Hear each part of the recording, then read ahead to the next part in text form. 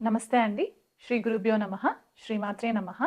ఈరోజు మనము గోచార రీత్యా గురుగ్రహం మనకి మే 14 తారీఖున వృషభ రాశి నుంచి మిథున రాశిలోకి సంచారం జరుగుతుంది. సో, ఆ సంచారంలో మనకి ఏ రాశుల వాళ్ళకి ఎలాంటి ఫలితాలుంటాయనే విశ్లేషణ చేద్దాము. సో, ద్వాదశ రాశుల వాళ్ళకి గురు గోచార ఫలితాలని ఈ వీడియోలో తెలుసుకునే ప్రయత్నం చేద్దాము. గురుగ్రహం మనకి మే 14 తారీఖున రాత్రి 11:20 మనకి న్యూఢిల్లీని గనక మనము లొకేషన్‌గా తీసుకున్నట్లయితే గనక ఆ సమయానికి వృషభ రాశి నుంచి మిథున రాశిలోకి సంచారం జరుగుతుంది. మే 14 తారీఖు నుంచి కూడా అక్టోబర్ 18 తారీఖు వరకు కూడా మిథున రాశిలో సంచారం జరిగి 18 తారీఖు అక్టోబర్ లో కర్కాటక రాశిలోకి వక్రగతిలో ట్రాన్సిషన్ జరుగుతుందన్నమాట.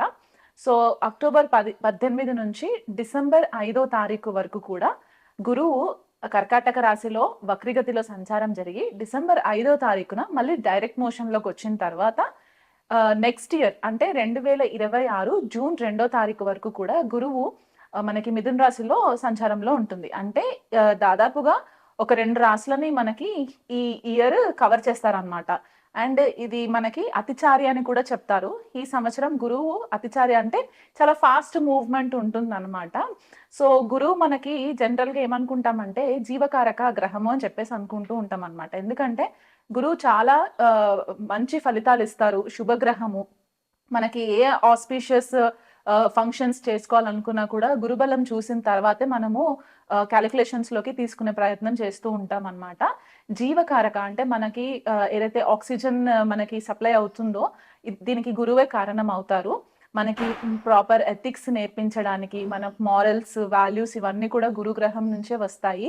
మనకి గురువుల యొక్క బ్లెస్సింగ్స్ ఉన్నాయా లేదా, లేకపోతే దైవ బలం ఉన్నదా లేదా అనేది కూడా మనకి జన్మజాతకంలో గురుగ్రహాన్ని పొజిషన్‌ని బట్టి మనకి తెలుసుకుంటామనమాట. గురువు మనకి విద్యాకారకుడు కూడా అనమాట. అంటే మనకి విద్యకి సంబంధించిన మెయిన్ గ్రహం గురుగ్రహం అయిపోతారు కాబట్టి, ఒక జీవికి వీళ్ళు ఏ లెవెల్ వరకు ఎడ్యుకేషన్‌లో వీళ్ళు రాణించగలరు అనే ఒక విశ్లేషణ చేయడానికి కూడా మనకి గురువు గ్రహం ఒక క్యాలిక్యులేషన్ తీసుకోవడం అనేది ఇంపార్టెంట్ అయిపోతుంది. అది కాకుండా పుత్రకారకుడు. అంటే మనకి పిల్లల కోసం మనం ఏదైతే మెయిన్ గ్రహాన్ని చూస్తామో గురువుని మనము కన్సిడరేషన్‌లోకి తీసుకుంటాము. కొన్ని క్లాసిక్స్ మనకేం చెప్తాయంటే ధనకారకుడు కూడా గురువు అని చెప్తూ ఉంటారు. ఎందుకంటే ధనస్థానానికి గురువు కూడా ఒక రకంగా ఆధిపత్యం వహిస్తారు కాబట్టి, అన్ని శుభకార్యాలకి మనకి ఏదైతే మన లైఫ్‌లో జరగవలసిన శుభ ఫలితాలకన్నిటికి కూడా గురుగ్రహం చాలా ఇంపార్టెంట్ అయిపోతుందనమాట. సో, అలాంటి గురుగ్రహం యొక్క సంచారము ఈ ద్వాదశ రాశుల పైన చాలా ఎఫెక్ట్స్ ఉంటాయి కాబట్టి, అది ఎలా ఉండబోతుందనే విశ్లేషణ నేను చేస్తాను. కన్యా రాశి వాళ్ళకి గురు గోచారము మిథున రాశిలో సంచారము ఎలా ఉండబోతుందో తెలుసుకుందామండి. చతుర్థాధిపతి, సప్తమాధిపతి గురువు కన్యా రాశి వాళ్ళకి దశమ స్థానంలో సంచారం జరగడము, దశమ స్థానం నుంచి కూడా ద్వితీయ కుటుంబ స్థానము, చతుర్థ గృహస్థానము అండ్ షష్ఠ రోగస్థానము, శత్రుస్థానాన్ని గురువు యొక్క దృష్టి పడుతుంది కాబట్టి కన్యా రాశి వాళ్ళకి ఉద్యోగంలో ఉన్న కన్యా రాశి వాళ్ళకి కూడా చాలా మంచి ఫేవరబుల్ రిజల్ట్స్ వచ్చే ఛాన్సెస్ కనిపిస్తూ ఉన్నాయి. గురువు యొక్క బ్లెస్సింగ్స్ వల్ల వీళ్ళకి ఉద్యోగంలో కొద్దిగా రికగ్నిషన్ రావడము, దానివల్ల వీళ్ళకి కొద్దిగా అధికంగా రెస్పాన్సిబిలిటీస్ పెరగడము. ఆ అధిక రెస్పాన్సిబిలిటీస్ పెరిగినప్పుడు ఏమవుతుందంటే కొద్దిగా వర్క్‌లో స్ట్రెస్ ఫీల్ అవ్వడం అనేది కొద్దిగా మనకి కన్యా రాశి వాళ్ళకి గురు సంచారం వల్ల కనిపిస్తూ ఉంది. ఎవరైనా ఇదివరకు కెరియర్‌లో గ్రోత్ లేదు, మేము వేరే ఉద్యోగం వెతుక్కుంటాము అని అనుకున్న వాళ్ళు ఉంటే గనక ఇది టైం చాలా మంచి టైం అన్నమాట కన్యా రాశి వాళ్ళకి. ఎందుకంటే దశమ స్థానంలో ఉన్న గురువు ద్వితీయ స్థానంని కూడా చూస్తారు కాబట్టి ఆర్థికంగా వృద్ధి జరిగే ఛాన్సెస్ మనకి ఎక్కువ క్లియర్‌గా కనిపిస్తూ ఉన్నాయి గురు సంచారం వల్ల కూడా. కుటుంబ వాతావరణంలో కూడా మంచి శుభ ఫలితాలు కనిపిస్తూ ఉన్నాయి. తల్లి యొక్క ఆరోగ్యం పట్ల ఇదివరకు ఏవైనా ఇబ్బందులు ఉంటే గనక ఆ విషయంలో కూడా వీళ్ళకి కన్యా రాశి వాళ్ళకి కొద్దిపాటిగా మదర్ యొక్క హెల్త్ విషయంలో కూడా మంచి రిజల్ట్స్ కనిపిస్తాయి. వాళ్ళ ఆరోగ్యం కొద్దిగా మెరుగుపడడం వల్ల కూడా వీళ్ళకి మనశ్శాంతి అనేది కనిపించే ఛాన్సెస్ కనిపిస్తున్నాయి.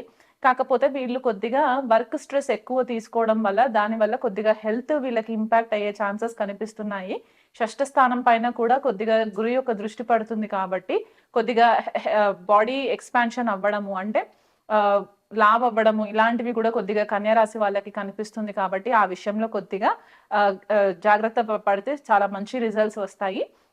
ఏది పడితే అది బయట తినకుండా వీలైనంత మట్టుకు హోమ్ ఫుడ్‌ని ప్రిఫర్ చేసుకుంటే కనుక మంచి రిజల్ట్స్ ఉంటాయి.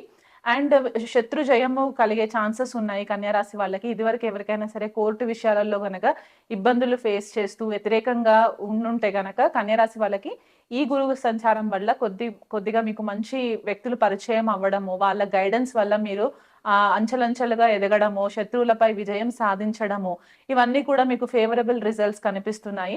ఏదైనా స్కిల్స్ నేర్చుకోవాలి, దానివల్ల మీకు కెరియర్‌లో కొద్దిగా గుర్తింపు రావడానికి ఉంటుంది అని అనుకున్న వాళ్ళు గనక, కొద్దిగా డబ్బు ఖర్చయినా సరే మీరు మంచి స్కిల్స్ నేర్చుకొని సర్టిఫికేషన్స్ తెచ్చుకున్నట్లయితే గనక మీకు ఉద్యోగపరంగా కూడా మంచి రికగ్నిషన్ వస్తది.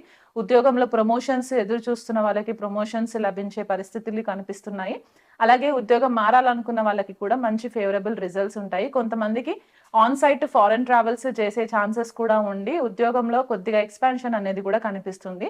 బిజినెస్ చేసే వాళ్ళకి కూడా కొద్దిగా మంచి ఫేవరబుల్ రిజల్ట్సే కనిపిస్తున్నాయి. కానీ కొద్దిగా పార్ట్నర్స్ విషయంలో కొంచెం కేర్‌ఫుల్‌గా ఉండండి. ఎందుకంటే కన్య రాశి వాళ్ళకి గురువు బాధక అవుతారు కాబట్టి పార్ట్నర్స్‌ని అంత గుడ్డిగా నమ్మకుండా వీలైనంత మట్టుకు వాళ్ళపైన కూడా ఫోకస్ పెట్టినట్లయితే మీకు మంచి ఫేవరబుల్ రిజల్ట్స్ ఉంటాయి. ఓవరాల్‌గా మీకు కన్య రాశి వాళ్ళకి ఏంటి అంటే సంఘంలో మీకంటూ ఒక విలువ పెరగడము, మీ మాటకు ఒక విలువ పెరగడము, ఇదివరకు కొద్దిగా కన్‌ఫ్యూజన్‌లో ఉన్న పరిస్థితులు ఉంటే గనక ఈ గురు మార్క్ వల్ల ఒక కొత్త ఎనర్జీ అనేది మాత్రం మీరు ఖచ్చితంగా ఆస్వాదిస్తారు. ఇంకా బెటర్ రిజల్ట్స్ మీకు ఒత్తిడి లేకుండా ఉండాలి అని అనుకున్న కన్య రాశి వాళ్ళకి ఉంటే గనక మీరు దగ్గరలో ఏదైనా గోశాల ఉంటే రెగ్యులర్‌గా ప్రతి గురువారం విజిట్ చేసే ప్రయత్నం చేయండి. గోవుకి గ్రాసం తినిపిస్తూ ఉండండి. గోసేవ చేస్తూ ఉండండి. ఆహ్, దత్తపారాయణం చేసుకుంటూ ఉండండి. చిన్న పిల్లలకి చదువు విషయంలో ఎవరికన్నా లేని వాళ్ళు ఉంటే గనక వాళ్ళకి పలక, బల్పం కొనించడమో, లేకపోతే బుక్స్ పంచిపెట్టడమో ఇలాంటివి చేసినా కూడా మీకు మంచి రిజల్ట్స్ వస్తాయి. ఆవు నెయ్యితో దీపం పెట్టడం మాత్రం మర్చిపోకండి.